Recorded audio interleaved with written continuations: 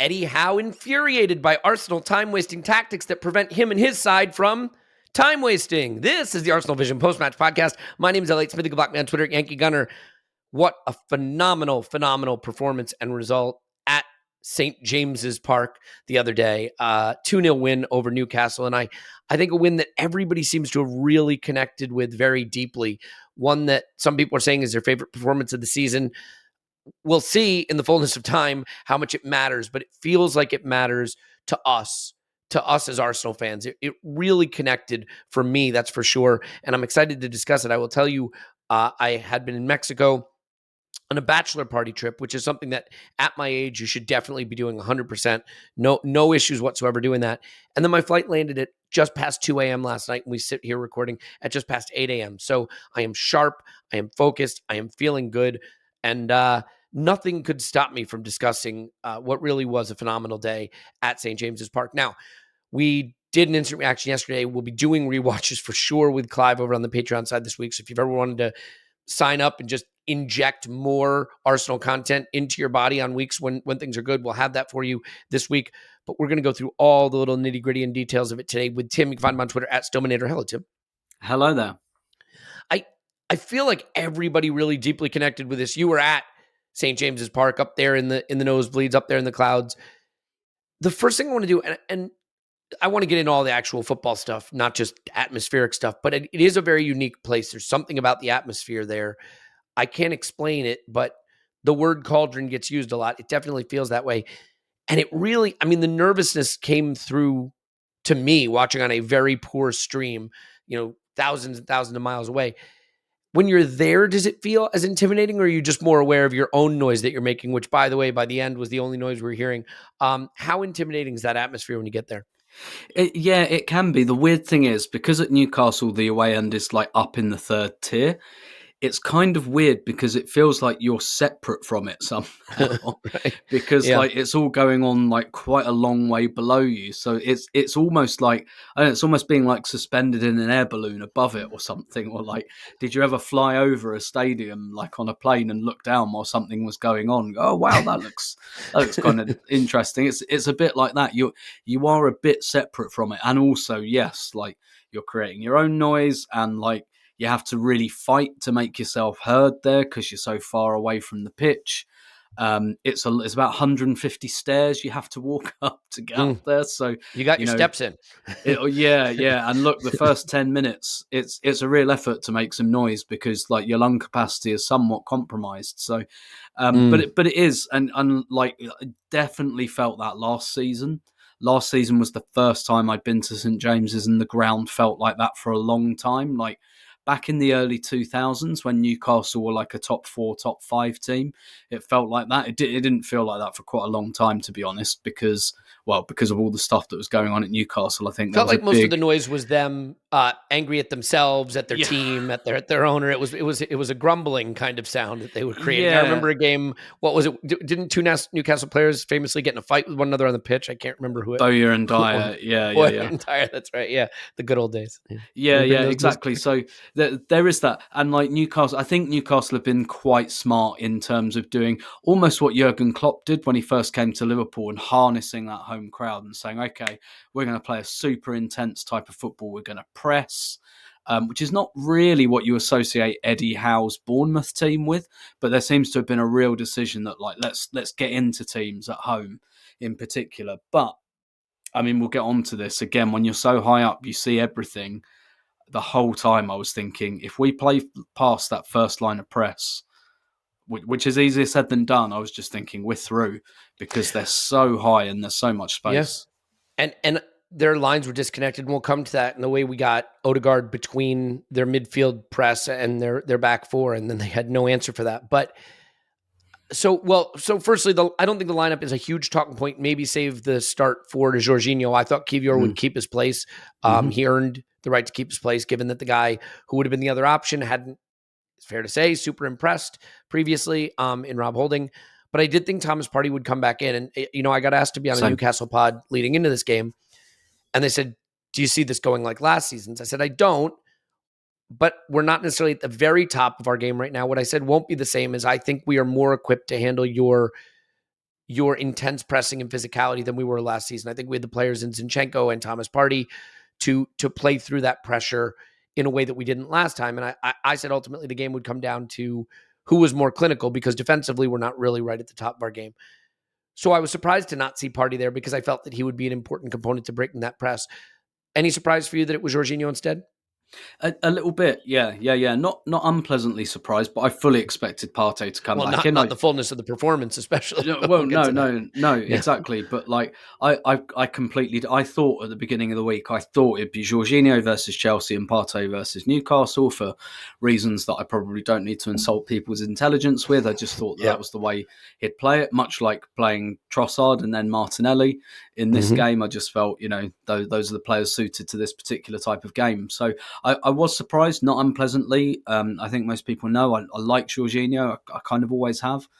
I've always I liked Arteta as a player as well. So, I guess because I was a slow ball playing defensive midfielder in my playing days, I identify with some of those players. But it was interesting. I don't know if you saw, Arteta was asked about it afterwards. He gave a very interesting answer where, interestingly, he kind of completely admits to what we all know, that Jorginho is not particularly athletic off the ball, but Arteta was saying, if we tried to fight them just intensity with intensity, we wouldn't have won. So he was talking about we needed to find a different way to do it. And actually, I think it was a really good decision to say, actually, do you know what? I'm going to trust this guy because he's so good on the ball. He's so good at keeping the ball, and they're going to press us. And I think he's going to get through their press. And even if he doesn't, his passing success rate over the last 7 years is high 80s percentage. So, the worst he would have done is an El Neni and just passed it sideways all the time. But I don't think Jorginho. I've never thought Jorginho does it. I think he's got good line breaking passes in him. What he hasn't got, that Partey's got, is that ability to step past someone. But he's so good and so clean on the ball.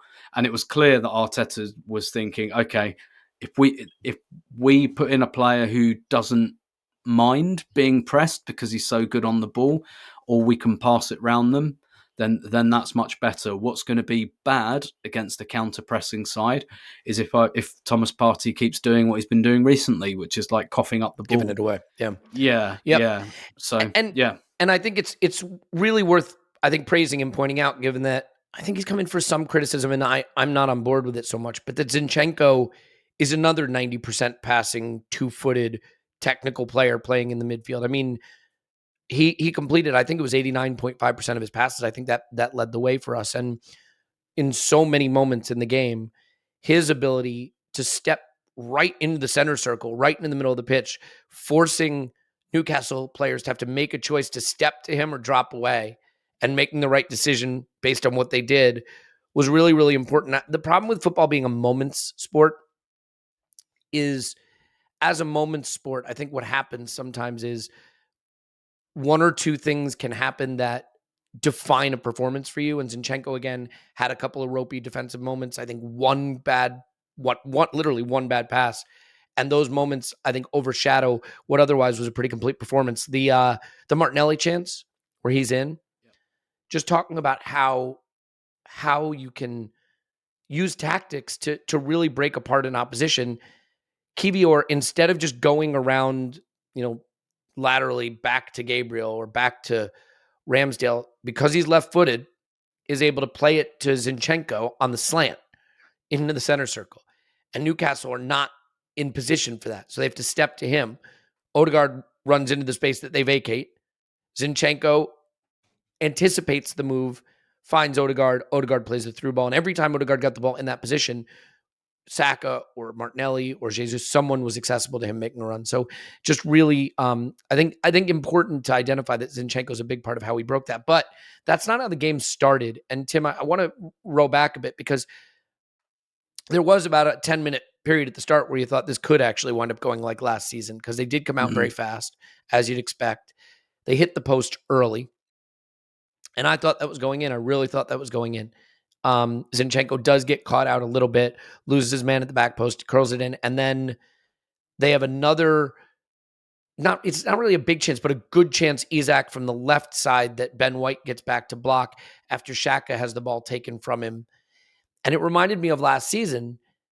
And this is where maybe we have made some upgrades by getting Xhaka further up the pitch and bringing Zinchenko and Jorginho, the likes of them in the midfield. Because it's the one time I think where Xhaka receives the ball facing his goal deeper, and he needs that extra touch. And because he needs that extra touch and just doesn't just give it to Jorginho first time, he gets barged off it, right? They're right there nipping at his heels. They take it, and Isak has a chance. And then you get the handball call.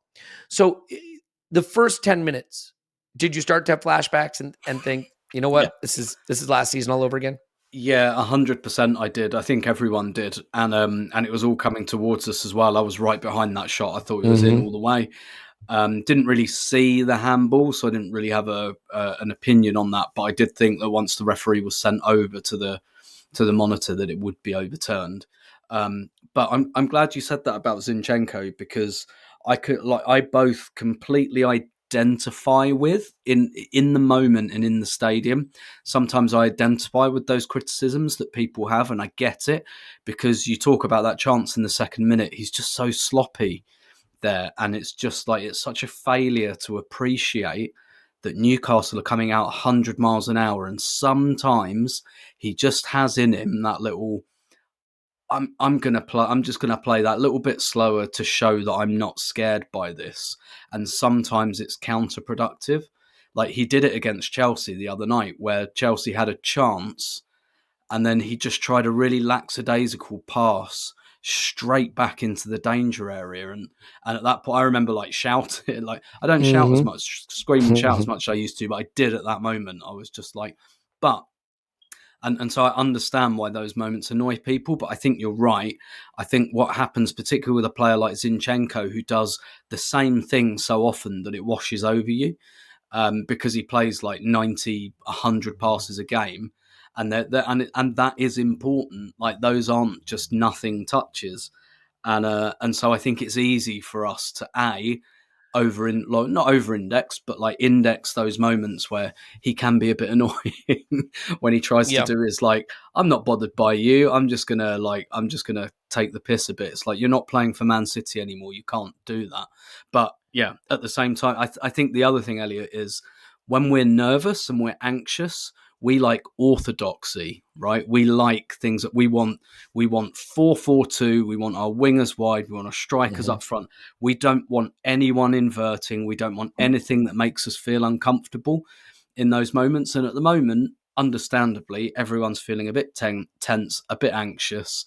And so when you see the left back inverting into midfield, everyone's like, no, stay at left back. We want everyone like the formation graphic. And I get that, like I really do get that. But at the same time, I think it's a symptom of tension and anxiety. And it's like, you've got to do that. And I think a lot of people miss the point about Zinchenko's effectiveness, because I see a lot of, he should just play in midfield. It's like, no. But I mean, he could. I'm sure he'd be fine. But it's precisely the point that your left back is occupied. Right. Yes, yeah, exactly. The whole point is he's coming from another area, so no one goes with him. So he's the spare player. That's the point of it. So, like, yeah, I think there's a lot around Zinchenko. But at the same time, he's been taken off early in the last two games. And Arteta's generally quite reluctant to take him off. But he's taken him off the last two games. So there's something that Arteta doesn't like there. But anyway. Well, I'm sorry, if you like the period where we played well in this game, go watch it again, because he's central to everything we do during that period, and you can't have your cake and eat it too. I mean, we did the scouting video on the Patreon side, and like the scouting video was very clear. This is one of the more technical players we will have had in years, but if he gets isolated 1v1, if he's out there on an island against a tricky winger, if he has to recover in his space, there's going to be trouble. Most of this season, he never got exposed in that way. I think our shape was better earlier in the season. And I think, look, we may have forgotten that William Saliba had elevated himself to be, if not the best, right there as one of the best center. I mean, it's him. Maybe it's someone at City. It's not Van Dijk anymore, but that's it. Like one of the best center backs in football, period. The combination of the pace he has and the power that he has, allowing Gabriel to get out there a little further to the left, Saliba to cover more of the space in the center. We never got exposed in this way. And now we're playing with backup players. And even though Kiwior was excellent, and we'll come on to his excellent performance, teams are also figuring it out a little. It's punch and counter punch. Right now, we're going to have to evolve it a bit, but I don't think you can have your cake and eat it too. And ultimately, if you look at a performance like last season where we couldn't get the ball off our toe and we just wound up booting it long, would you rather have players that just go back to the keeper or boot it long under pressure because they don't trust their technical level? Or do you rather have players like Zinchenko, who in that cauldron, stepping into midfield, passes at 90% and creates most of the moves that lead to goals for us? So you know what it reminds me of? It's like playing out from the back. Remember when we first started trying to play out from the back and everyone's like, just hoof it long for God's sakes. But then you realize, no, you kind of have to be able to do this if you want to go up a level, you know? Yeah, and Zinchenko almost reminds me of like a quite aggressive goalkeeper that comes off his line. You know, it's like you have to do that as a goalkeeper, and you might mess it up once or twice in doing so, but you have to keep doing it. Like the goalkeepers that don't come off their line, you know, they don't get blamed for many goals, but like they should, and it's kind of a similar thing here. Well, it's off the ball stuff too that you don't necessarily notice as much. So like his brilliant movement, the way he pulls defenders apart, like you don't necessarily see that as much, but you will see if he gets roasted 1v1 or if he gives a ball away. I'll tell you, I mean, Jorginho, who I thought was excellent and deserves all the praise in the world, they had a big chance on 27 minutes after we had started to take control of the game a bit. And the ball goes in to, I think, Willock, and Bruno's standing right next to him. It was one really good moment from Bruno in terms of the space he picks up just behind Odegaard, but just in front of, it might have been just in front of the defensive line. I'd have to look again, but Willock gives it to Bruno and just continues to make a run, and Jorginho just watches him go, and he runs right into the box, and Ramsdale has to make a huge save.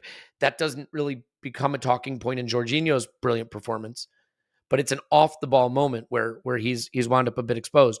So, firstly, on the handball, like, we don't need to go into it much because VAR correctly got it right. Like, it hits his thigh first, but even if it doesn't hit his thigh first, I look at that handball call and all the handball calls we haven't gotten this season. And then did you see Lindelof's yesterday? I didn't know. Okay.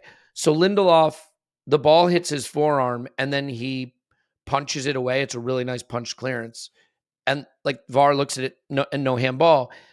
Is handball the call that more than anything else in football right now seems to be the one that if I showed you 10 handballs and said, pick the 5 of the 10 that were called penalties and the 5 that weren't, what would your success rate be? Like 10%? I'd have no idea which is the penalty and which isn't. Yeah. And you know, it's always been like that a bit as well, because you could like, and I have sympathy here with it because there's so many handball calls. It's a bit like the one we didn't get against Chelsea, right? Yeah. And that's one that sometimes it's given, sometimes it's not. And neither one is wrong. Like there are good justifications for giving it and not giving it. And that's what the majority of handball calls are like, because almost no handballs are deliberate in the penalty area. Like they almost never are. So there's so much subjectivity. I feel like the Suarez one was pretty deliberate. Was it in the World Cup? That one felt pretty deliberate. That level of like on the goal line type thing. Yeah. But like you know, but then you get Thierry Henry comes to mind. Some that like Luke Shaw's the other night, right, where he just like puts his hand up and kind of bats it. As, you know, that of course that's a penalty. Like it's still not even deliberate per se. I don't think. I think it was an instinctive thing. But you know, like it's just one of those things. It will always be like that. You can't with handball. You can't get rid of that. You can't get rid of the subjectivity that's baked into it. So like, yeah, I think the majority of like handball calls, you know, personally, I'd like to see quite a high bar because, again, a bit like offside, right? Offside was brought in to stop people goal hanging. So I'm really not into the idea of toenails and all of that. But once you've got something like VAR, you have to do that. I understand that. But it's the same with handball. Like, the handball rule is literally to stop people just like catching the ball and running with it and punching it in the net. Like, I don't think there has to be an enormous moral panic because like the ball brushes someone's hand. Like if they're actually stopping it going somewhere useful, then yeah. But if the ball just rolls up and hits your arm and all of that, like I don't care. Like, who cares really? Unless it's really stopping something. I feel like handball is the one where I'd want fewer handball penalties given than more. Mm-hmm. And this one, it just, until I realized it was going to be overturned, it felt like wanting to give a penalty just looking at it because his hand is low. Yes, he's his arm is coming down, but he's trying to take it down into a non-handball position. You know what I mean? And He's it's trying to that make himself worth. smaller, not bigger. Yeah. And the thing is, like, a penalty is an enormous punishment. It's like an 80% goal chance. Yes. Like, are we like, look, the rules of football can't be perfect. They just can't. But at the same time, like, I'm just not into the idea of giving a goal because, like, someone tickled the ball by accident, like that, because that's essentially what you're doing. You'd like a penalty to essentially be a reward for a behavior that, had it not been made, might have led to a good goal scoring opportunity, not just like an administrative issue there. Exactly. Yeah. So here's the thing. There's an expression in football, and I've always sort of, I think, scoffed at it at times. I thought it was just sort of one of those expressions that's been around forever and nobody's questioned what the hell it means, which is earning the right to play. Mm-hmm. And, they have to earn the right to play. It's like, well, why? What do you mean? Why can't they just play? But this game really defined that to me. And like, I think at full time, the word that kept coming to mind for me was pride. I felt such immense pride. And I saw other people talking about pride. And then actually Mikel Arteta said the feeling I have today is pride. I think the reason for that is Newcastle came out of the blocks fast. They wanted to bully us. They wanted to be physical. Saka got his Achilles raked. There were shoulder barges. Jesus caught an elbow in the face. Jesus was getting battered and he was upward. And we matched their physicality with the right level of physicality, right? Not reckless, not over the line, but we stood up to the challenges. And you saw after that initial wave, once we had stood up to that physical bullying and pressure, we started to play our football. And the player that really started to facilitate that more than anyone was Martin Odegaard. And I thought, for a player who has sometimes come into criticism about being lightweight in big games, which I think is harsh, we've won a hell of a lot of big games this season that he's been in the center of. I think in general, I think some narrative about our players is just bonkers right now. And it's the result of a couple of really disappointing drop points against Southampton and West Ham and Liverpool and City in a season where, oh, by the way, we might get to 90 points and 90 goals scored. And we're criticizing our captain and number 10 who wears number 8. But this game I thought was a really nice response to it. And so is that kind of how you saw it, that after we rode some of that early physical intensity and got our technical players on the ball, and in particular Odegaard, that we started to come to life? And he scores an outstanding goal, but honestly, I thought that was maybe the least outstanding contribution he made during about a 30-minute period where he was creating big chances and popping up in space and was just and contesting challenges and working back. He was everywhere. Yeah, absolutely. And I was encouraged when I saw the Newcastle lineup, because I was looking at it and I was like, I don't see a defensive midfielder there. Like, I know what Bruno Guimaraes is, and he's not. He's a deep lying playmaker. He's not a defensive midfield player. And I just thought, and I think this bore out as well. I just thought, if we can get part that they're banking on the first line of press being too much for us, which it was last season, like we couldn't get out.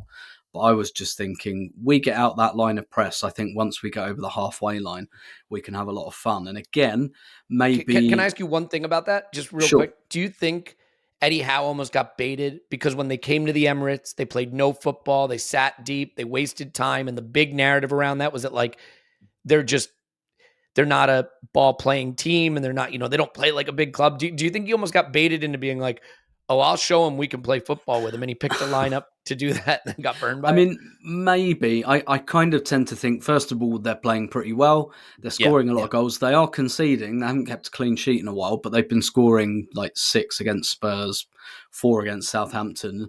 And clearly what they're leaning into at the moment, and this makes a lot of sense, is, okay, we're playing really well. We're scoring loads of goals. Let's try and do that. And frankly, Newcastle are nearly there for the top 4. Like, I think they need 2 wins from their final 4, which you'd back them to get. And I think at the moment, they're just riding the crest of a wave a bit, and that makes sense. Like, all right, we're playing well. Perhaps Arsenal aren't in their best moment. Let's go for it. I get that. Yeah. I completely get that. But I was enthused a little bit, and I'm kind of sure Odegaard was as well. And I think the thing about him, that's... last 2 games, he's really, really stepped up, and I love the fact that he's taking these shots on. That's almost identical to his goal at Spurs. Lovely low shot when the gap was there for it as well. It's good shot selection as well. He's not just partying it and like smashing it over the bar for no reason. So, Mm-hmm. and I think, do you remember at the beginning of the season, like we were talking about our attack, and I think at the time it was because Saka perhaps wasn't playing as well, or I don't even think that was the case. I just think more of our play was going through the left because the left side of the team was all new and shiny, and no one knew what it was doing, like with Jesus and Zinchenko and Xhaka and all of that. And I think I kind of said, what I kind of hope is that perhaps in games where we're not at our complete and utter best, which really only happens a few times a season anyway, that each one of these attackers could say on any given day, this is my game today. This is, okay, it's not quite working or it's difficult. This is my game today. And I think we have seen that all season. We've seen Jesus games. We've seen Martinelli games. We've seen Saka games. We've probably seen more Odegaard games. Maybe Saka's up there with him, but certainly recently we're seeing more Odegaard games. And one of the things I think that's really impressive about it as well is the reason I think Saka is not at his optimum level at the moment is just because of like the right-sided centre-back thing. It has so much impact in so many areas, and he's not getting the ball as much as he'd get it from Saliba. And Kiwior, I mean, we'll come on to Kiwior, but the thing I'm impressed with is I don't look at him and think, oh my God, it's a left-footed defence. Like, he seems pretty comfortable on both sides, but nevertheless, he's not gonna fizz that ball out to the right quite as much. So really, there shouldn't be as much going on the right-hand side for Arsenal at the moment, and that's where Odegaard is. But there's plenty happening with him, and I think I don't know, like, if there are any soft factors. I don't know if he was hurt by the City game and blah blah blah. I tend to think maybe these teams just aren't as good as Manchester City, so it's probably Yeah. But I loved what Arteta said the other night after the Chelsea game, where he said he had to get out of the mindset of just controlling games and get into the mindset of winning games. And, like 15 goals all from open play this season. That's a great return. Like that I knew he was scoring, but like that kind of crept up on me. I read something like Frank Lampard never, like in open play, Frank Lampard never scored more than 12 a season. He scored a lot of penalties, but Lampard is Chelsea's record goal scorer. He has like over 200 goals, and Odegaard. So that's a high standard of goals from midfield, and Odegaard's outdoing it at the moment, and that's that's clearly a step change in his game. Everything else, the passes, the flicks, the comfort on the ball, the ability to come short, and all of that, and link play, like we all knew that was there, but I think we all thought he's good enough to get to that double figures for the season type thing, but to see him actually go and do it, like I often think that's kind of a mentality thing more than a technique thing with players like that. And clearly he's said to himself, I have to do this. I have to take the shot. If the shot's on, I have to step up and score goals. And he deserves immense credit because he's delivered and some this season. Yeah.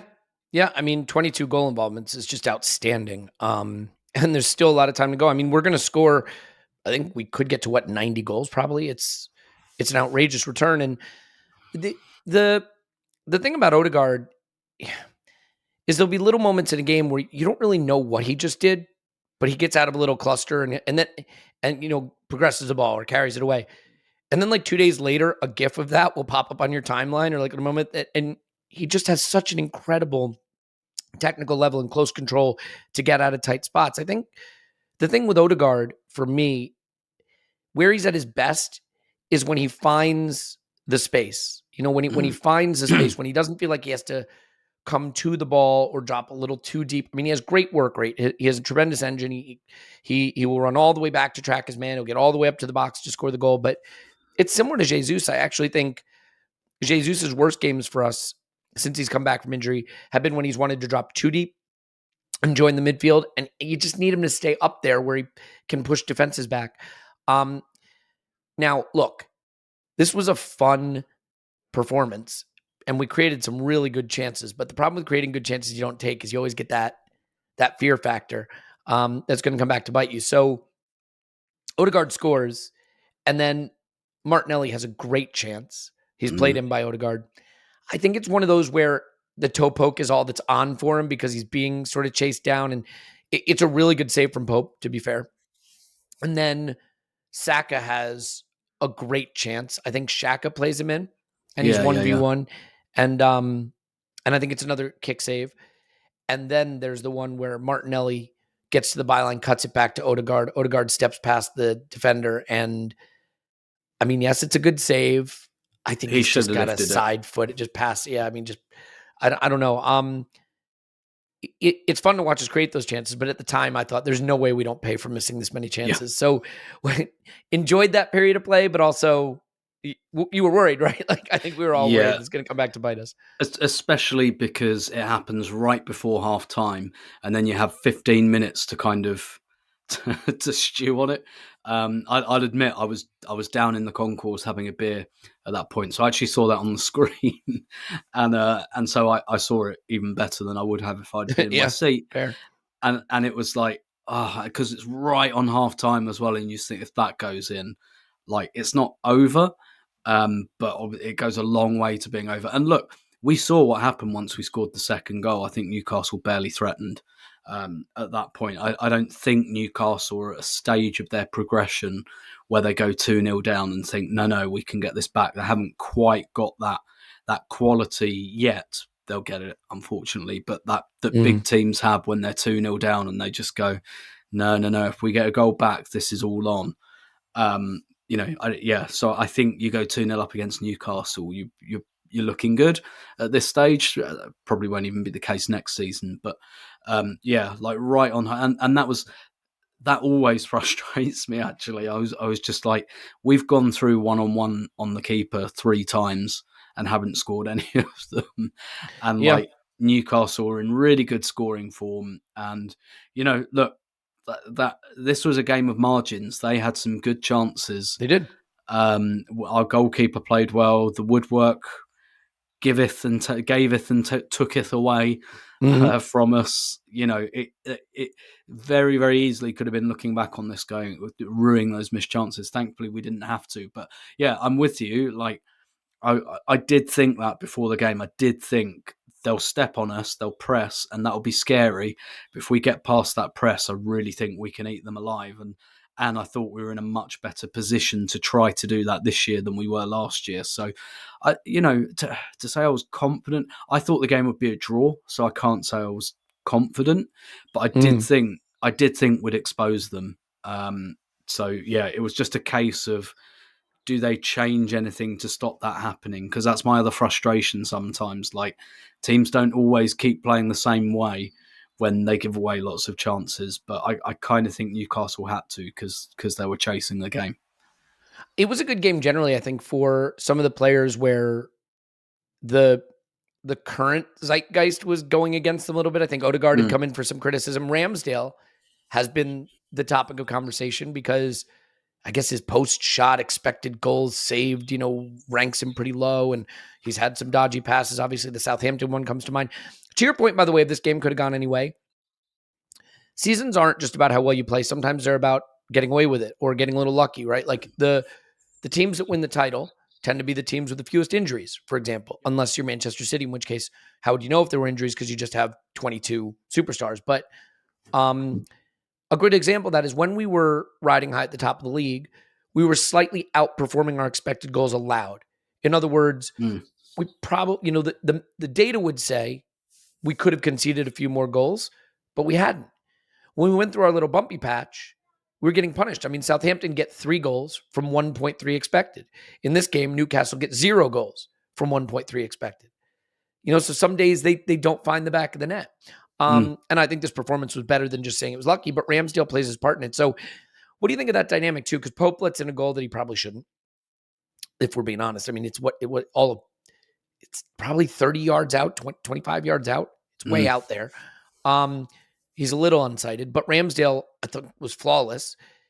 And just to have that Pope-Ramsdale dynamic, because Pope is sort of above him in the England pecking order at the moment, I don't know if that fueled him or if he just had a good game, but it was a nice moment for Ramsdale up against his sort of England international counterpart and outplayed him, Yeah, I just think Ramsdale likes these games. I think he really likes This is a theory that's only just popped into my head, so I haven't fully proofed it yet. But I get the feeling he plays better away from home than he does at home. I think I know he said before things like he almost needs that needle from the crowd and maybe just to be a bit more engaged, not even just in the sense of like, because you get this with goalkeepers a lot, right? Goalkeepers, what separates goalkeepers at big clubs is that they might only have one thing to do in the game and you've got to back them to do it. Like Alisson at Liverpool, not in their build-up, but in terms of like making saves, often a passenger, but he'll have to make one big save a game and he'll do it. That's what separates the big goalkeepers. But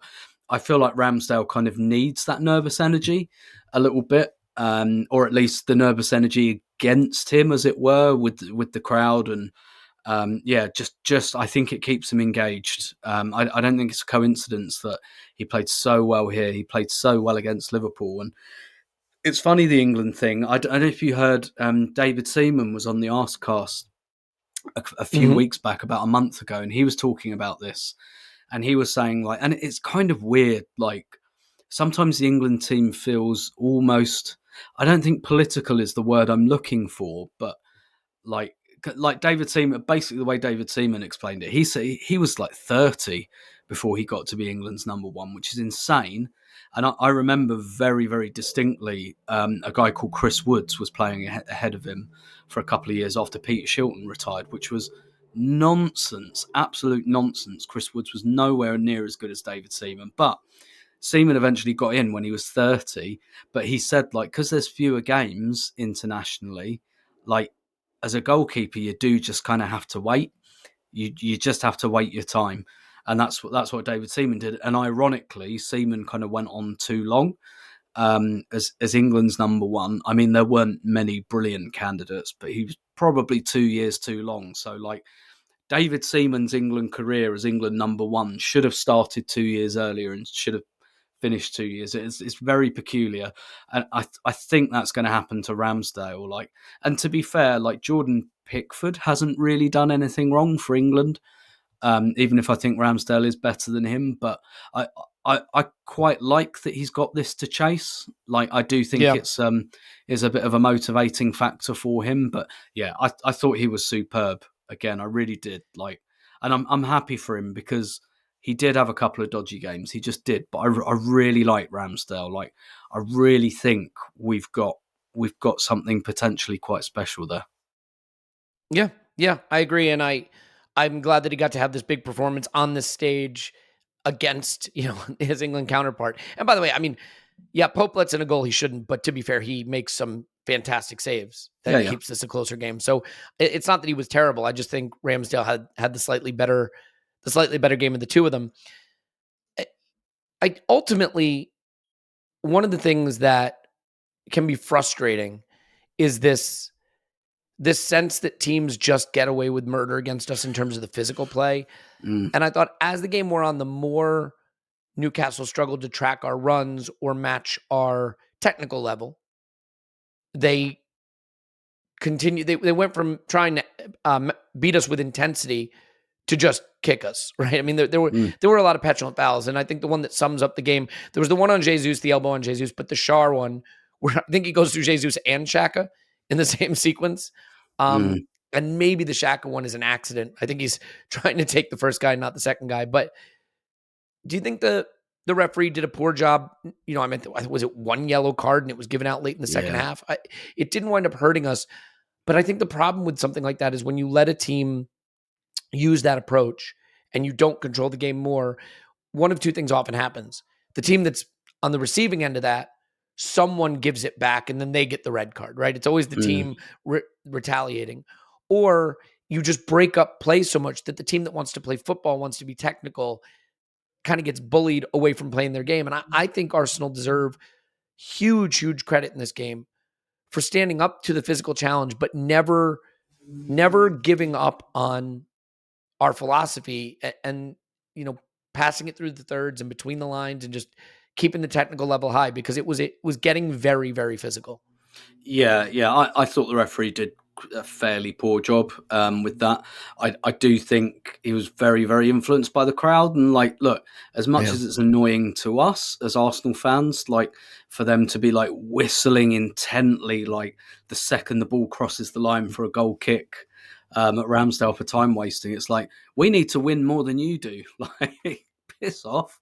And like, did you see the game at the Emirates? But obviously, like, they're fans of Newcastle, so they don't like. All football fans are hypocrites, particularly inside football stadiums. So that's kind of fine. But so like I'd want Arsenal fans to do that. But ultimately, I think the referee was very, very influenced by that. I thought it was relatively weak. And you're right. Like, we found a really, really good happy medium between showing that we weren't perturbed by it, and that is through guys like Xhaka and Jesus. Xhaka's got so much better at this as well, of hitting that line between making it very clear that he won't be intimidated, but not stepping over that line, not like thrusting his head into someone or kicking someone or whatever, but just doing that kind of, little bit of pushing and shoving.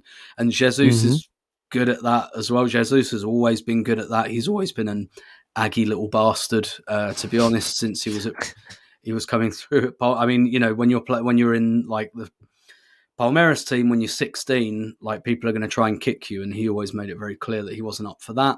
But I think Andrew pointed out in his blog this morning as well, I completely agreed with this, like, just after there was a bit of a melee, like, Jesus made sure he went over to, I think it was Trippier or someone like that he'd been arguing with, and like the next time he got the ball, he made sure that he went near Trippier, because he knew that Trippier was wound up and would, like, he baited him into a foul. And you need all of that away from home. You need, like, to win those free kicks, get those niggly fouls. I think we've done it. When you consider the amount of red cards last season, I don't think we've had any this season, which is like a remarkable turnaround. But I don't think we've sacrificed, like under Wenger, we got a lot of retaliation red cards. And then I think we went too far the other way. And we stopped the retaliating, but then we just allowed teams to bully us at times. And like, I think we've got that balance really, really nicely at the moment. So yeah, I thought we handled that superbly, and particularly at this stage of the season. Like, I know it doesn't feel like it, but there's a lot of pressure on these results. There's a lot of pressure on us at the moment. So yeah. I think it was easy for us as fans, and I felt. It's funny, going into this game, I was like, well, the fact that it's a 4-point lead at the top of the table means that I don't feel the same degree of pressure that I would have. But like, the team probably doesn't feel that way. Let's be honest. They still feel they're battling for a title. They're still going into that cauldron. They still, we're playing in front of the nation on, a game on Sunday that everyone's going to be watching, and everyone's going to be, seeing if Arsenal's just going to crumble again under the stress and the pressure that they faced last season.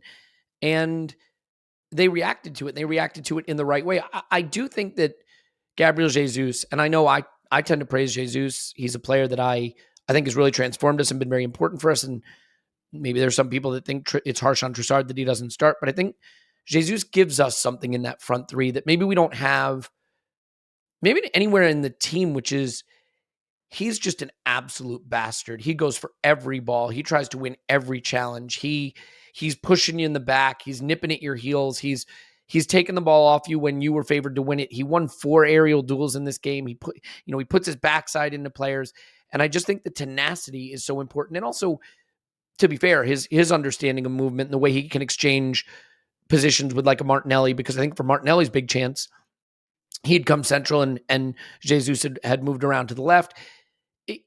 It hasn't happened for him at the level. It hasn't happened for him yet, quality-wise, at the level that it was happening earlier in the season. Like, he's had a bunch of goals since he's come back from injury, but I don't want to call them tap-ins. Tap-ins unfair, but they've been fairly easy finishes. We haven't seen him break out the spectacular like he did. Was it Leicester, the one that he curls in from the far left side of the box? But I think that'll come, and I think his tenacity is part of how we stand up to that physical challenge, because he doesn't get bullied at all. I want to talk Kiwior more, talk a little bit about the second half and the way we finish the game out and where it leaves us in the title race, and also talk about that sensational Granit Xhaka a last-ditch saving tackle to take the ball off Willock's toe. But before I do that, I think it is important that I tell you about how to be healthy. Look, I think it's pretty clear. As you hear my voice right now, you can tell that I am committed to the healthy lifestyle. I am committed to that. Stay up till 4 a.m., ingest beverages that probably should not be continue to be ingested at 4 a.m. and then, get plenty of sleep and feel amazing the next day. No, I traditionally try to live pretty healthy, although the last few weeks have not allowed that. And whether you live that healthy lifestyle or you need recovery, I think you're going to like AG1. AG1 from Athletic Greens is 75 high-quality vitamins, nutrients. Why do I do that? It's like the St. James Park thing. Vitamins, nutrients, whole food source, superfoods, adaptogens, probiotics. AG1 is for recovery. It's for gut health. It's for energy. It's for sleep recovery too, which is really important. I take it every morning. Basically, I do like to have my cup of coffee, but I don't want to have 4 cups of coffee like once upon a time.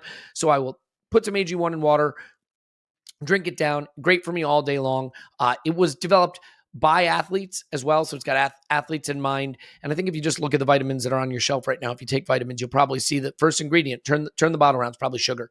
Well, this is low sugar, keto friendly, paleo friendly, vegan friendly, dairy free. So anyone can take it. If a comprehensive solution is what you need from your supplement routine, then Athletic Greens is giving you a free 1-year supply of vitamin D and 5 free travel packs with your first purchase. So a really good value if you want to try it out. Go to athleticgreens.com/vision.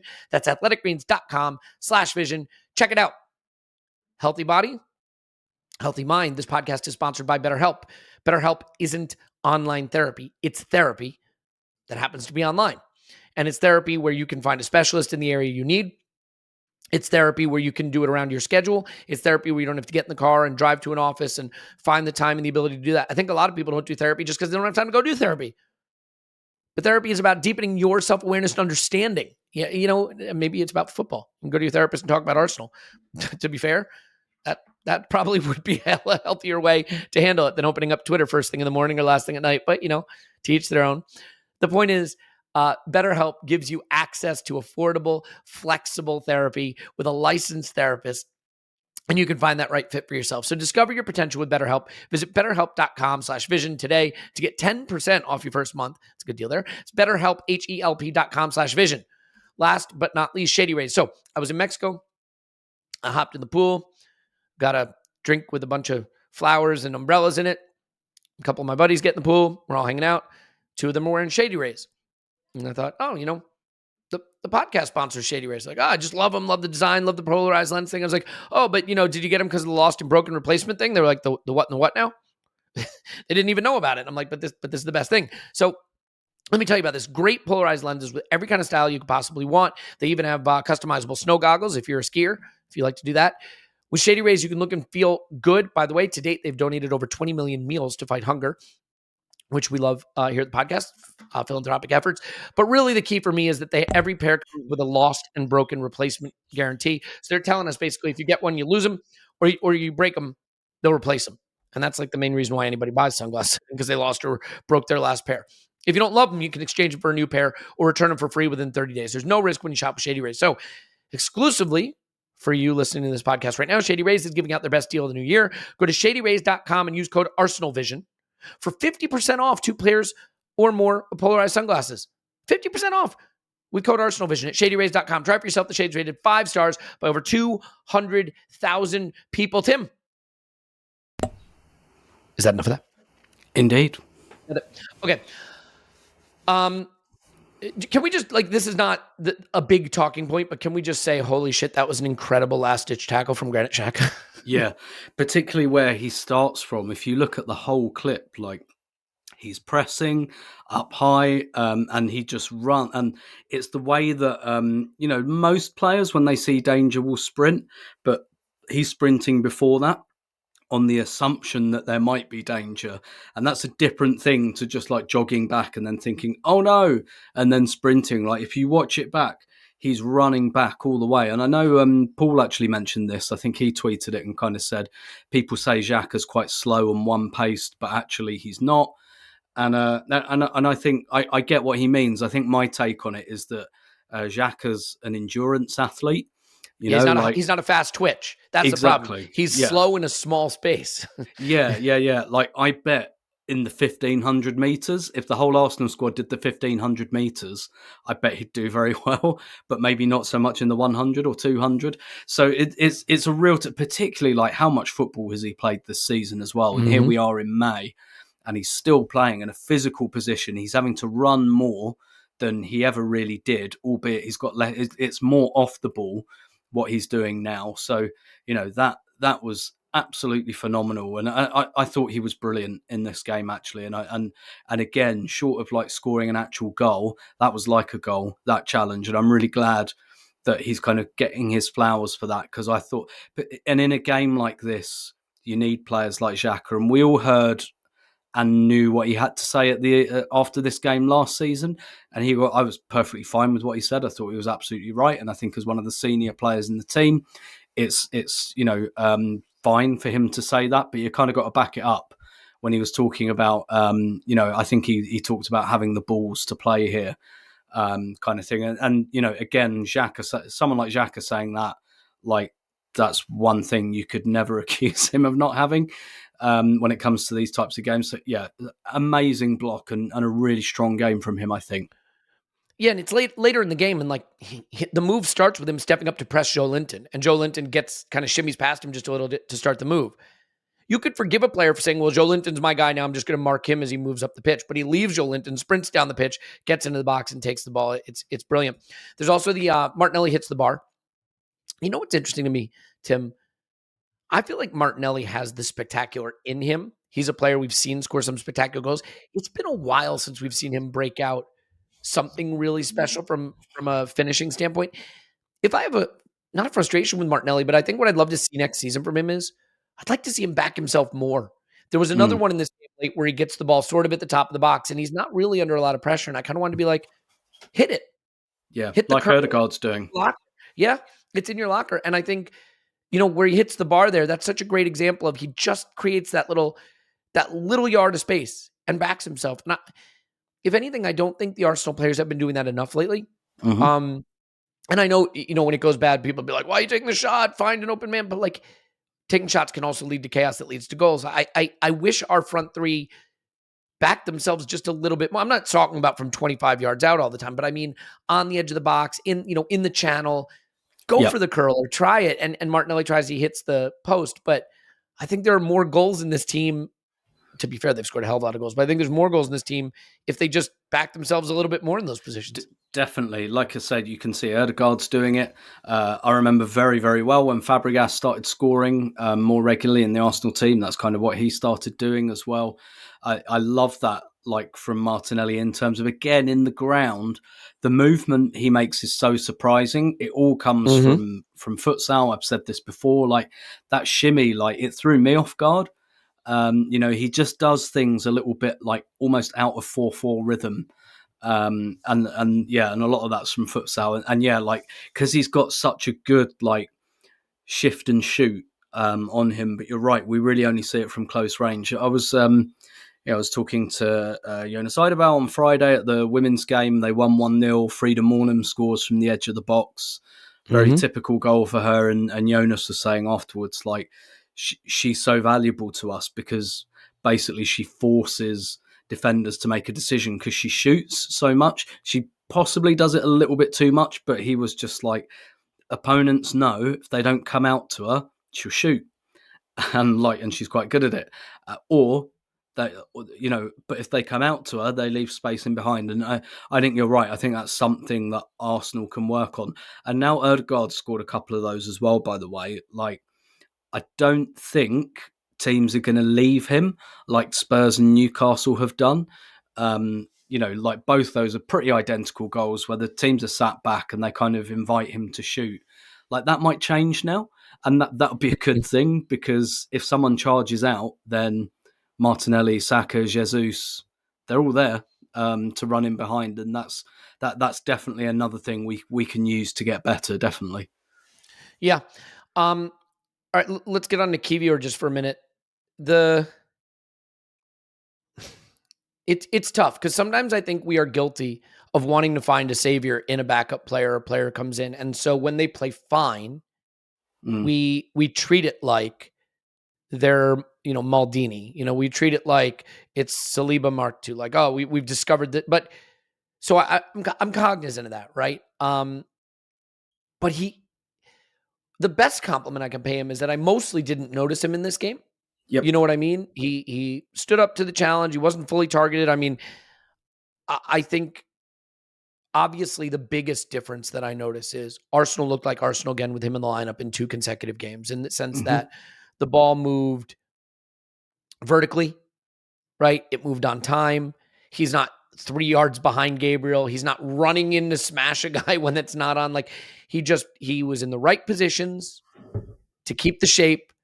And when he needed to play the pass, he did. And interesting, I actually think him being a left footer gave him some access to Zinchenko on the slant that, like, you don't get as a right footer. I know it's weird to have the 2 left-footed center backs, but in some ways, maybe it didn't enable White to be in the game as much in build-up, but it may have enabled Jorginho and Zinchenko to get the ball more. And in fact, I'll look that up. I'm curious to see if he passed it more to them, but I referenced it earlier on the big Martinelli chance.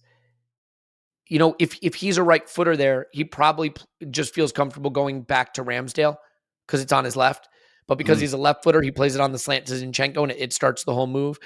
What's your take? Are we maybe, I don't want to say wish casting, but are we maybe doing that thing where backup comes in and plays okay, and we say, because if we remember, Holding came in the Palace game and he was fine, and everybody was like, we're not even going to miss Saliba, or like Eddie Nketiah came in and had a couple of games that he won us, to be fair. And we're like, we're not even going to miss Gabriel Jesus. And inevitably, with these backups, they do come in and make an early impact. But as you've always pointed out, what happens when they're in their 4th game or their 5th game on the trot, and like you start to see their level. So really, really impressive performance. How do you evaluate it if you like strip away some of the emotion of the moment and think about, the difference that he's made?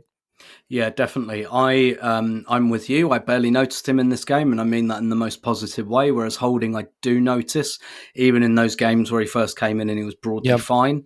Because the thing is, Kiwior is an Arteta player. Rob Holding isn't. Kieran Tierney isn't. Like, those are guys. I'm sorry, I'm not. I mean, I thought Tierney was really good when he came on. He did the job we needed him to do. Really good. Mm-hmm. But like, those are players he inherited, and it shows. Whereas the other guys are guys he's brought in. I know he didn't bring Saliba in, but like, Kiwior is an Arteta player. Kiwior has been bought for this system, and he's not playing it in the exact, like, he's clearly, like, he's meant as backup / competition for Gabriel. But he's been brought for this system, basically. So I think the other thing as well, the left-footed thing doesn't bother me as much, because it's the same with Zinchenko, right? You've got to think of Arsenal as a back 3, with like Jorginho and Zinchenko in front. And so if you think of him like the middle of a back 3 rather than 2 left-footed centre-halves together, I think that's kind of what's happening anyway. I also think, like, opponents could find a weakness in Kiwior. They could start targeting it. We've only got like 3 games left.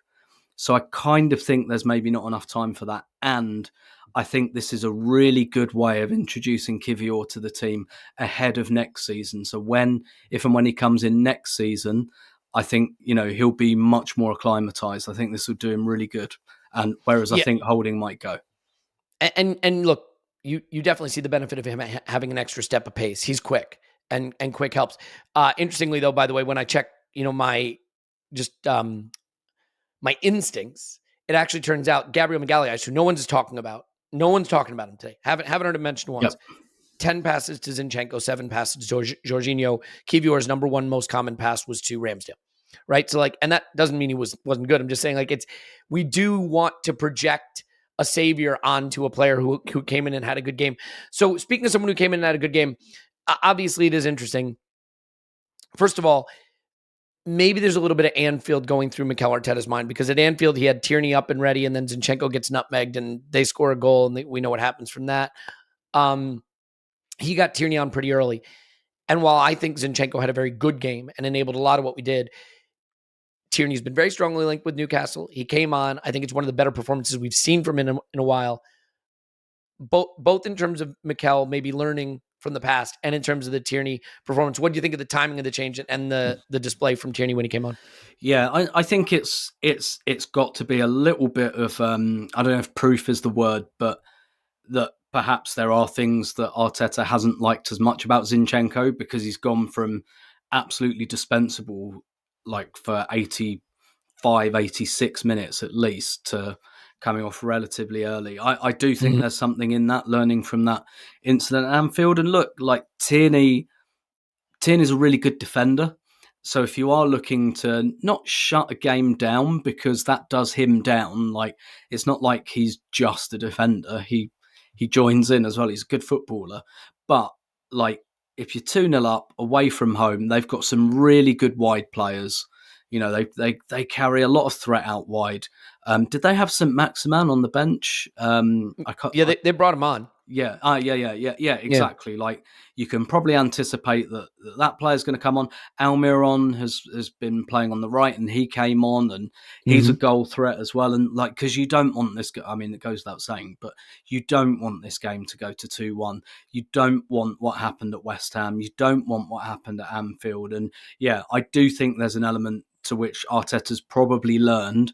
Okay, we're 2-0 up away from home now. Let's be a bit pragmatic. Let's do what's necessary. They're really dangerous in that particular area. Whereas West Ham, I mean, I guess West Ham have Jared Bowen on the right, so they do have some of that threat there. But I don't know. I think there's something about Tierney coming on when we're in the lead to protect a lead that I think is a really good change. And look, I know this is probably something Clive would say about like getting more comfortable with sharing games between players like this. You know, he's starting to get comfortable with it. Jorginho as well. Jorginho was a player we barely saw at all. And again, I wonder if Arteta could have the time back, whether at Anfield or something, he comes on, for example. So I do think there's an element to which Arteta's learned a little bit about, okay, let's... And look, in his substitutions in recent weeks, he's tried stuff as well. We saw him bring Xhaka on at left back. He put Xhaka to left back at West Ham. He put Partey to right back, a few weeks back, and he's had a little look at things from the bench. So, I hope it's an exponential thing, that as the quality of the squad grows, the quality of the squad player grows, he'll get more comfortable with, look, Zinchenko can go off on 70 minutes instead of 88 minutes. Like, it doesn't have to be a time-wasting sub. It can be a substitution that just gives you something you need at this point of the game. And I think, particularly at this point of the season, when you're tired, like, I think there are very few teams, Man City accepted, who actually look good at this stage of the season. It's all about getting the results. I look around the league, I don't see a lot of teams playing well. I see some teams getting results. I don't see teams other than Man City I look at and go, oh, you look like... I think once you get to April, May, everyone's pretty exhausted and it's about getting results. And yeah, I think we are seeing a little bit of that here. Yeah. And then, you just talk about how games change in the moment. You get the Xhaka saving tackle. You then 10 minutes later or so get the Martinelli own goal. And I think this is why, for me, Martinelli starts over Trossard on the left. We could talk about Trossard versus Jesus through the middle at times, but for me, it's the stretching, the field stretching that he can do. Maybe it's a different story if you're playing a team at the Emirates. It's going to bunker and sit deep and you have to pick the lock, although I don't think Martinelli's particularly struggled with that either. But he sprints away, he shifts the ball, he gets his man on the wrong foot, off balance, drives to the byline. If I had to criticize Martinelli for anything, I would say too often he gets to the byline and then doesn't make enough from that good position, carries it out over the byline, or doesn't get the cross right. I think this low cross that he's hitting, I think if it doesn't get steered in, I think maybe it finds its way to Odegaard at the back post. Yeah. If you look at the angle from behind the player. And look at the celebration. What does Martinelli do? He just bends over at the waist and like barely can catch his breath. He gives you so much. I don't know that he's a 90-minute player yet, but in a way, I don't know if you can be a 90-minute player at the pace that he plays the game. But to have that stretching at that point in the game, 80 minutes in, in May, I think it's massive what it does to release pressure. And it's not his goal, but I think it's a good reward for what I thought was good performance. Yeah, definitely. It kind of reminded me of that goal at Brighton that was his goal on the Mm-hmm. breakaway. And again, I've said it a million times, like people don't rate Martinelli as a dribbler because it's aesthetically not especially pleasing. It is just push Yeah. and run, but that's kind of what's needed. He's another one. Like in any other season where we hadn't been so good and there weren't so many like individuals who've been brilliant, like this guy's had a phenomenal season. I'm sure he must be right up there for minutes played. Yep. Close to Saka, and he's just his level, just his physical level, just never drops. He's so dangerous, and again, he's another one who his level of goal involvement probably surprised people, and it's because we don't have at the moment we don't have that reliance on one player that perhaps the individuals themselves don't get enough credit. But yeah, you're right. Like that's a pure counter-attacking goal. That is exactly the sort of goal you should score when you're 1-0 up away from home and they're coming onto you. That's the outlet you want. And you're right. Like Martinelli, he's got a lot of clubs in the bag. You're right. Like if teams play deep block, he's fine with that. Like he's just dangerous.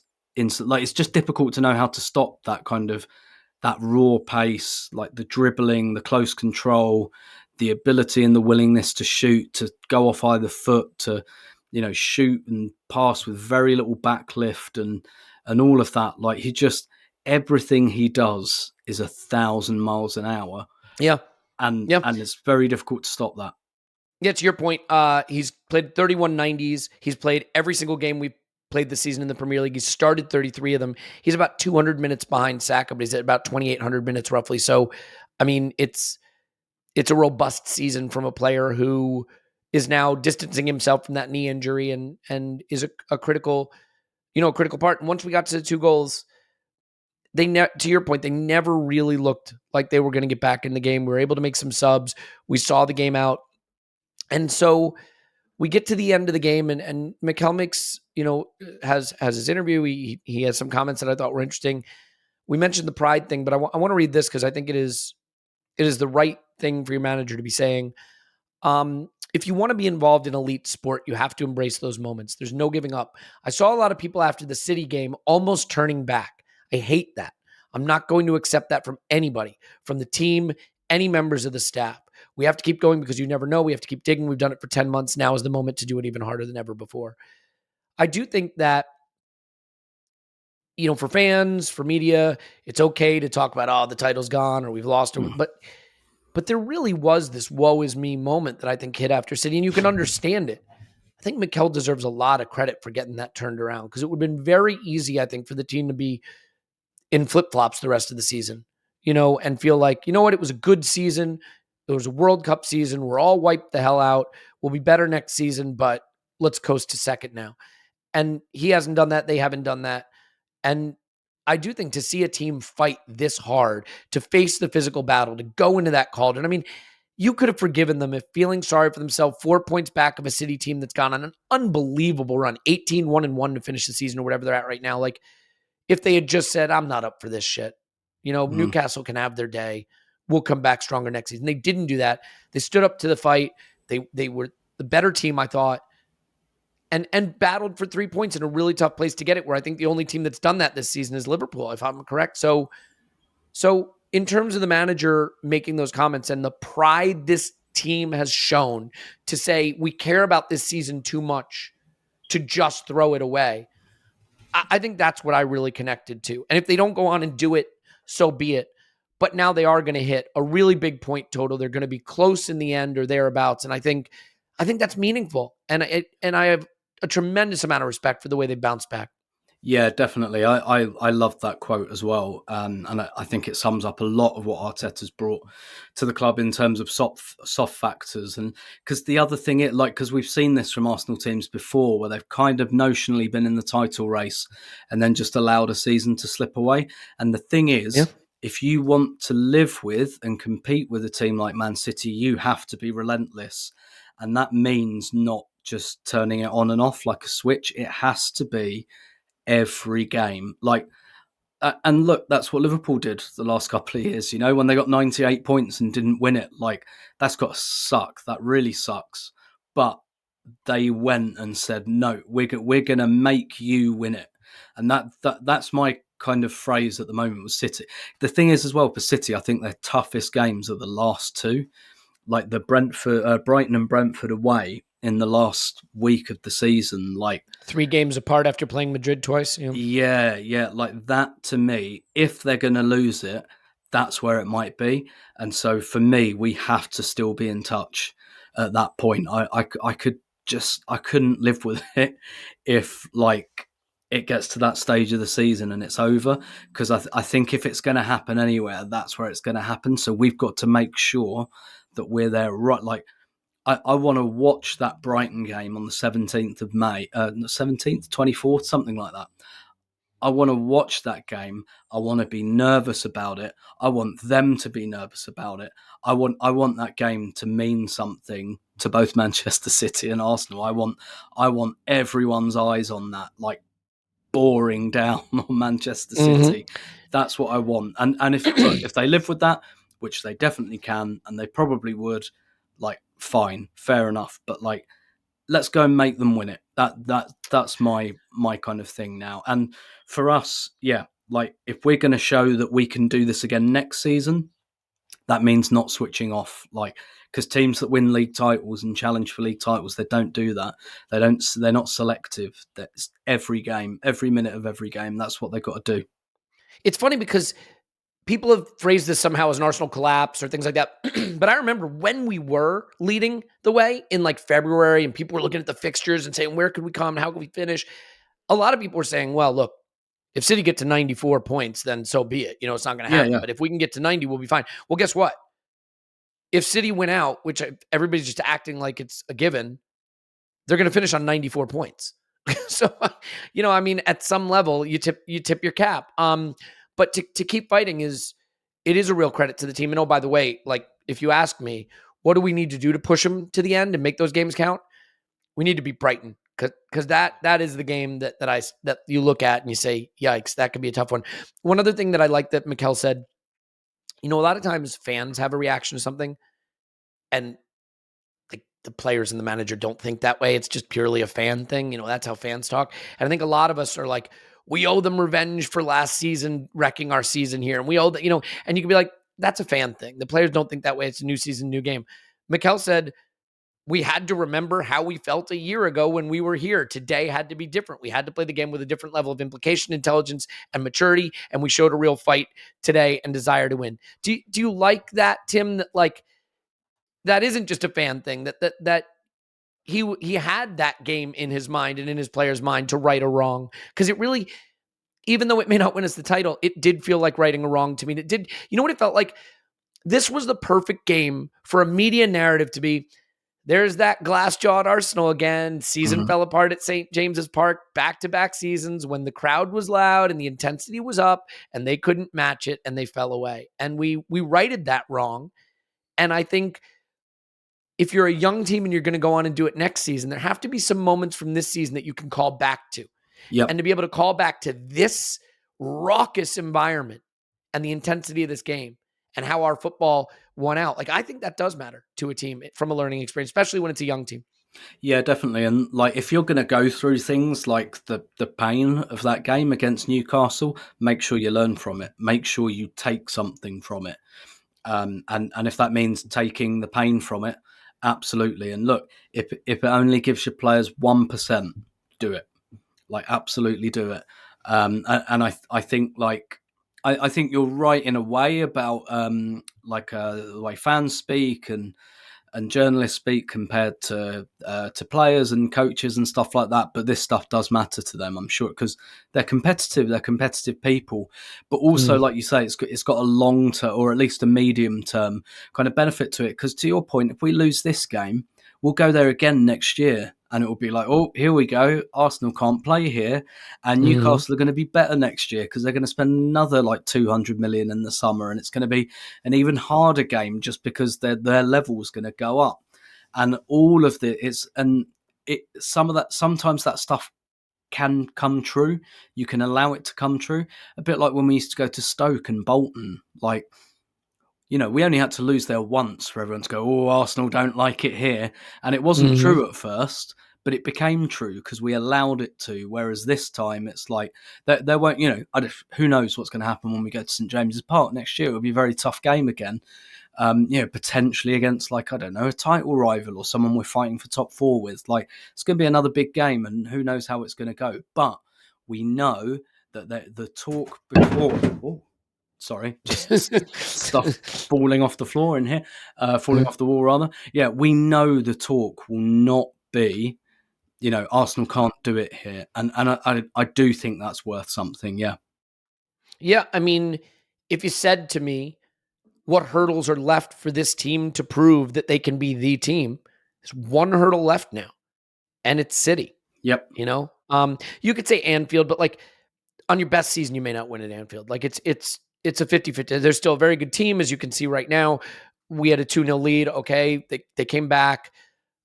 I still think it's City. We just don't beat City in the league. We just don't, and that's the hurdle that's going to have to come up. And not just like we're going to have to play a game where we look like we're in their league. Now, to be fair, in the home game, I think we kind of did. But the home game last season throw it away. Was that was time. And that was taken from us, to be fair. Yeah, that we look better than them. But, you know, to your point, still kind of threw that away. Well, that leads me to sort of a last point on this game that I think is an interesting one. You know, as I've thought about this team, there's so many players that are important. One of the pieces that has felt indispensably important at times this season, in the last couple of seasons, is Thomas Partey. And I sort of had this fear, this creeping fear that, like, he's getting older, his fitness is spotty. Can we play without him? Do we give him a role that no other player can do? You know, he sort of built him up as a unicorn player because he can cover the large spaces. He can be in the small spaces. He can step up and win you the game in the derby with a shot from distance. He can dribble a guy. His form's been a little off. Here comes the opposite. A slow, technical player who really can't dribble a guy and can't cover a lot of ground. And we're able to look like Arsenal again. Do you think, in a weird way, Partey's form dropping and Jorginho coming in and showing that we can still look like Arsenal has encouraged you? Because we know we're going to probably go for a Rice or a Caicedo or both or something in that area. But I think now I feel less concern about us being able to move on from Thomas Partey. Because if someone like Jorginho, who's the opposite profile in a way, can step in and run the midfield in this system, I think it shows that as long as the technical level is high, this can work. You know, that we can make this work, and we're not. It's not a single point of failure anymore. You know. Yeah, absolutely. And apologies, my neighbour with the lawnmower, been quite eventful. Had a massive wasp in here. Stuff's falling off the walls. Now the lawnmower's going. But yeah, like, look, the thing is as well with Jorginho, it's just a slightly different way of doing things. And look, we know pretty much for a fact that Partey can't play every game, like not even nearly every game anyway. I mean, I still very much see Declan Rice playing that position, and you know, because Declan Rice's big thing is like ball recovery, is interception. Like, I could just see him playing that position and doing that thing that Partey does. You know, where someone has a slightly loose touch, bang, he's on you. Like, that's Declan Rice. You know, maybe there's some technical fundamentals for him to, you know, like the line breaking passes and all of that for him to tidy up. But I definitely think he's got the talent for that. So I kind of think the moving on from Partey is going to happen quite organically anyway. And Jorginho is just like a really nice option to have. You know, as much as I've spoken highly of him, I'm not sure I'd want him to play every minute of every game, every season. But I think he's a really strong option, and particularly like in a young group, a guy that's won the Euros, that's won the Champions League and all of that. Like, it's very, very useful. It's very useful. He's a very good player. The sort of player Arteta loves, because that's the sort of player Arteta was himself. And so, yeah, definitely. And I do think as well that, you know, we've had a lot of practice playing without Partey. and that kind of makes it less of an issue. That I think that kind of begun to happen with Tierney as well, and then Zinchenko comes in and everything changes anyway. Like sometimes players are out so much that you kind of just you learn to play without them, and sometimes you leave them behind as well. But like for Arsenal, it's very clear that Partey physically, I don't know how much longer he's got at the top level. I'm not even. He turns 30 this summer. Yeah, and ordinarily that's fine. Like Jorginho's 30, 31, but it's the injury trouble, like which never have really, like there's never been a point where you've thought, Thomas Partey's completely fit. Like that's never happened. Like when he's got physios going off with him to international duty, and then Ghana have got and Ghana have a massive game, and he doesn't even get off the bench. It's just like it seems permanent, right? These muscular issues, it just looks permanent. It does, which is weird because they didn't exist at all when he was in Spain. But no, but then just like featured his time at Arsenal. Yeah, his minutes were managed, I think, quite a lot. Really managed. Yep, you're right. He was not an every match starter for them, and that's ultimately, though, I think that's the good news. Is I've seen in the last couple of games. Oh, you know what? Maybe it's not this impossible task to move forward, which is nice. Yeah. I mean, it's nice because we need to. Whether you think that's right away or in the coming seasons, it's coming and coming soon. So, one last thing, Bukayo Saka.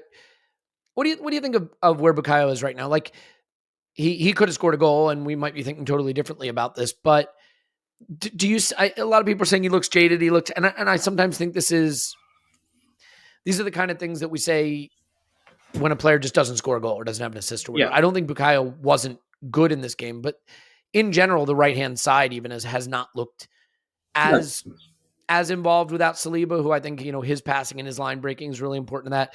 Do you find it interesting that Saka's just, for Mikel, Saka always starts. He plays every game. That's what it is. I think did he rest one game? Did he have one game that he didn't start? Yeah.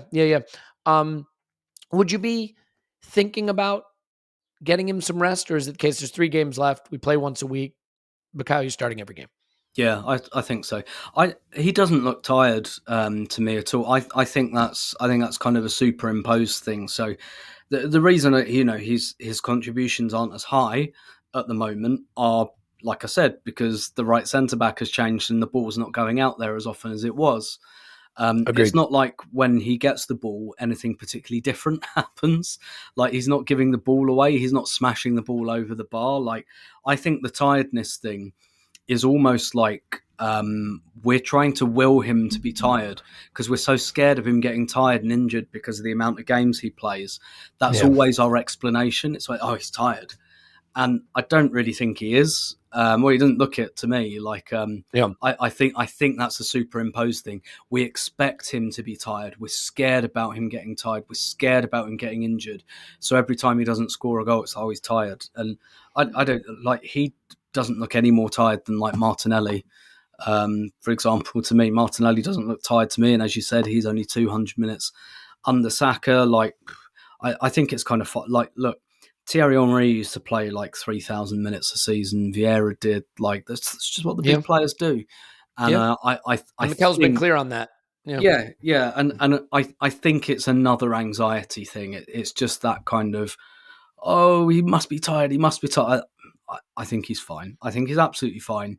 And I think this is just something that we're really waiting for him to be tired or injured. So it's like, it's just the first thing that comes to mind. It's our first explanation for everything. Don't think that's the explanation here. One thing that people do like to engage in is regret. Regret is a favorite football activity. Yeah, regret's beautiful. Yeah, I mean, I'm British and I use public transport every day. Like I crave it. Immense regret. Are you going to engage at all with the regret of he should have found Kiwior sooner? He should have changed. I mean, there was the narrative last season, stuck with Lacazette too long, took him too long to find solutions. I think he deserves immense credit, by the way, for trusting Kiwior, against Chelsea, a big rival that's down at St. James's Park, because This is a player with very, very, very, very little experience, right? So that he found him at all, I think is a credit. No, and by the way, last January, we came in for a lot of criticism for not protecting the season we were trying to build. This January, Trossard, a star who's helped keep our season on track. Jorginho, starred in some games, helped keep our season on track. Kiwior, that's the one everyone's like, well, that was a waste. We could have done more of that. Well, he's come in and gotten our season back on track. So it's pretty much a 100% hit rate for January. But do you engage with the regret at all that he maybe, had he found him a game sooner, we're that much closer to the top? Yeah, I mean, if he had, that would have been better. I'm not sure I'd criticize him for it so much because I wasn't calling for it.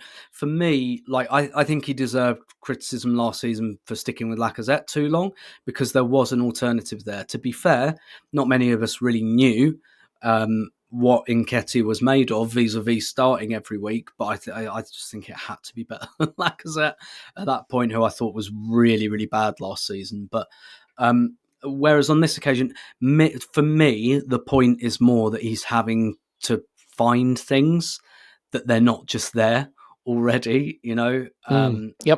That to me is more the point.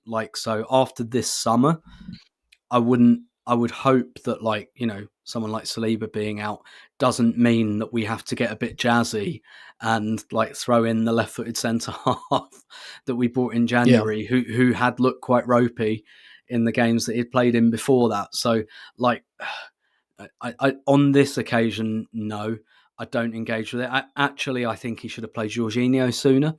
I think that's the thing. When Jorginho and Trossard came on at West Ham, I think it just changed so much. And I really think those maybe less so Trossard, more Jorginho.